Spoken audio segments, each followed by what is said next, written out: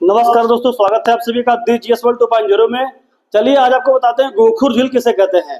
जब कोई नदी हिमालय से होकर के निकलती है, हिमालय की किसी ग्लेशियर से निकलती है और वह नदी अपने युवावस्था में होती है, तो उसमें प्रवाह क्षेत्र, जैसे कोई नदी ज्यादा ऊंचाई से निकल रही है, ज्यादा ऊंचाई से आ रही है, तो उसमें प्रवाह ज्यादा तीव्र होगा, क्योंकि वह नदी अगर युवावस्था में है और हिमालय के हिमनद से निकल रही है तो उसकी प्रवाह तीव्र होती है और ऊंचाई ज्यादा होने के कारण उसकी ढाल जो है वो भी तीव्र होती है।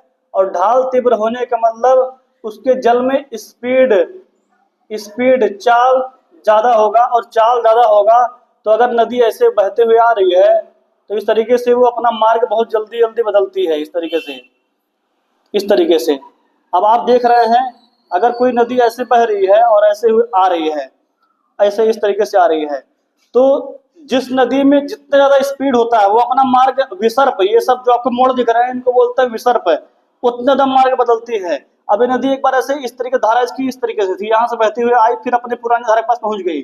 अब क्या होगा कि जो इसकी पुरानी धारा थी, ये वाली धारा ब्लॉक हो जाती है और ये यहीं से पानी लेने लगती है भविष्य में, तो इसका ये रास्ता ऐसे ही फिर से बन जाता है, रास्ता बन जाता है।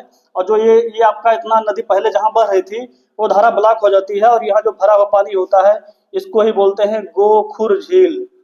गोखुर झील, गोखुर मतलब गाय के खुर जैसा आकृति यहाँ पर दिख रहा है, गोखुर झील इसे बोलते हैं। तो आशा करते हैं आप सभी को समझ में आया होगा। फिर एक मिलते हैं नए टॉपिक के साथ। धन्यवाद।